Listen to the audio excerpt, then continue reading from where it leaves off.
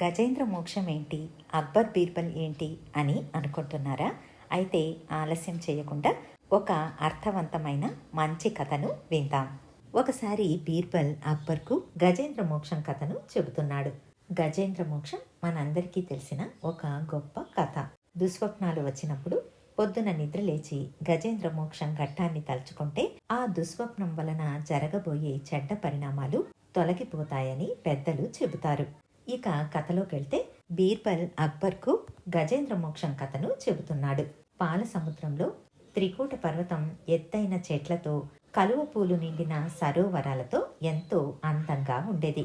అక్కడే నివసిస్తున్న గజేంద్రుడు ఒకసారి మిగిలిన ఆడ ఏనుగుల అందరితో కలిసి అడవిలో విహరిస్తూ అటూ ఇటూ పరిగెడుతూ కాసేపటికి అలసిపోయి దాహం తీర్చుకోవటానికి సరోవరం వద్దకు వెళతాయి.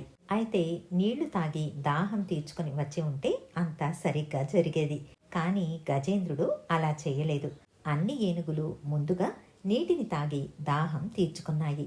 తరువాత మదించిన ఆ ఏనుగులు నిర్మలంగా ఉన్న సరస్సులోని నీళ్లను తొండంతో పీల్చుకుని పైకి చిమ్మి అటుపై ఆడ ఏనుగులపైన నీళ్లు చల్లుతాడు.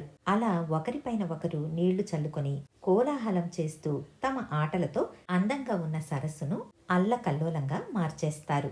అదే మడుగులో ఒకచోట మూలలో ప్రశాంతంగా ఉన్న ఒక మొసలికి దీనివల్ల ఆటంకం కలుగుతుంది. కోపంతో పైకి వచ్చి ఆ మకరం గజరాజును పట్టుకుంటుంది. గజేంద్రుడు ఈ మొసలి నన్నేం చేయగలదు అని తొండంతో ఒక్క దెబ్బ కొట్టగానే మొసలి కాస్త నీళ్లలో పడిపోతుంది. అయితే మొసలి అంతటితో వదలకుండా తేరుకొని నీటిపైకి వచ్చి ఏనుగు ముందరి కాళ్లను పట్టుకుంటుంది. గజేంద్రుడికి తన బలం మీద గొప్ప నమ్మకం. అది మొసలిని గట్టుపైకి లాగడానికి ప్రయత్నిస్తుంది. అయితే మొసలి ఏనుగును గట్టులోనికి ఈడ్చింది. ఇలా ఏనుగు కంటే మొసలి, మొసలి కంటే ఏనుగు ఒకదానికంటే ఒకటి బలంగా తమ పట్టు విడవకుండా లాగుతున్నారు.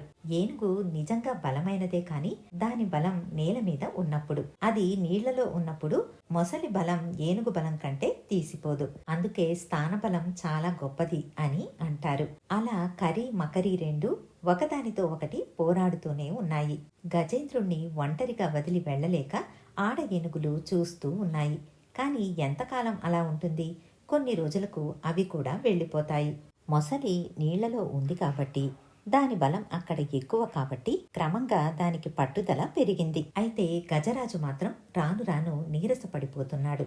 అయినా సరే పట్టు విడవకుండా కరి మకరి రెండు నిద్రాహారాలు మాని పోరాడుతూనే ఉన్నాయి. అలా ఎన్నో ఏళ్లు గడిచిపోయింది. చివరికి గజరాజుకు తన పూర్వజన్మ పుణ్యఫలం వల్ల ఒక ఆలోచన కలిగింది. ఇలాంటి సమయంలో తనను కాపాడగలిగేవారు ఎవరన్నా ఉన్నారంటే అది ఒక్క శ్రీహరి మాత్రమే. ఈ జ్ఞానం రాగానే గజేంద్రుడు శ్రీహరిని ప్రార్థిస్తాడు. కాపాడమని వేడుకుంటాడు. స్తోత్రాలను పఠిస్తాడు. ఎప్పుడైతే గజేంద్రుడు శ్రీహరిని కాపాడు అని అన్నాడో, వైకుంఠంలో ఉన్న శ్రీహరి తన భక్తుడి ఆర్తనాదం విని లక్ష్మీదేవికి కూడా చెప్పకుండా వెంటనే గరుడారూఢుడై త్రికూట పర్వతాన్ని చేరుకుని ఏనుగు కాళ్లను పట్టుకుని ఉన్న మొసలి తలను తన సుదర్శన చక్రంతో ఖండిస్తాడు. అలా గజేంద్రుడికి మోక్షాన్ని ప్రసాదిస్తాడు. పూర్వజన్మలో గజేంద్రుడు ఇంద్రద్యుమ్నుడు అనే ద్రవిడ దేశపు రాజు, గొప్ప విష్ణు భక్తుడు. ఒకసారి ఏకాంతంలో తనను తాను మర్చిపోయి ధ్యానం చేస్తూ ఉన్నప్పుడు అగస్త్యముని అక్కడికి వస్తాడు. ధ్యానంలో ఉన్న ఇంద్రద్యుమ్నుడు అగస్త్యమునిని గమనించలేదు. దాంతో మహర్షికి కోపం వచ్చి అజ్ఞానంతో కూడిన ఏనుగుగా పుట్టమని శపిస్తాడు. ఇంద్రద్యుమ్నుడే గజరాజుగా పుట్టి చివరికి విష్ణు భక్తి వల్ల మోక్షాన్ని పొందుతాడు. అలా గజేంద్ర మోక్షం కథను బీర్బల్ చెప్పిన వెంటనే అక్బర్ పెద్దగా నవ్వుతాడు. దానికి బీర్బల్ ఎందుకు ప్రభు అలా నవ్వారు అని అడుగుతాడు. మరేంటి, ఒక ఏనుగును కాపాడటానికి మీ దేవుడే రావాలా? ఎంతో మంది దేవతలు ఉన్నారు కదా, వారిలో ఎవరో ఒకరిని పంపించి గజేంద్రుణ్ణి కాపాడి ఉంటే సరిపోయి ఉండేది. అంత చిన్న పనికి స్వయంగా అతడు రావడం ఎందుకు అని అంటాడు. అప్పటికి బీర్బల్ ఏమీ మాట్లాడకుండా ఊరుకుంటాడు. అక్బర్కు 2-3 ఏళ్ల వయసున్న ఒక మనవడు ఉన్నాడు.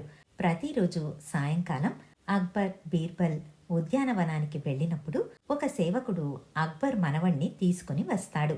కాసేపు అక్బర్ ఆ ఉద్యానవనంలోనే తన మనవడితో సంతోషంగా గడిపేవాడు. బీర్బల్ మరో 2 రోజుల్లో అచ్చంగా అక్బర్ మనవణ్ణే పోలిన ఒక మైనపు బొమ్మను తయారు చేయిస్తాడు. ఒకరోజు ఎప్పటిలాగే సేవకుడు అక్బర్ మనవణ్ణి ఉద్యానవనానికి తీసుకుని వస్తున్నాడు. మధ్యలో బీర్బల్ అతన్ని కలుసుకుని మనవడిని దాసీకిచ్చి అంతఃపురానికి పంపించేసి తాను తయారు చేయించిన మైనపు బొమ్మను సేవకుడికి ఇచ్చి, ఈ రోజు నువ్వు ఉద్యానవనంలో ఈ పిల్లవాడితో పాటు సరస్సులో పడిపోవాలి అని చెబుతాడు. తరువాత అక్బర్తో వచ్చి కలుసుకుంటాడు.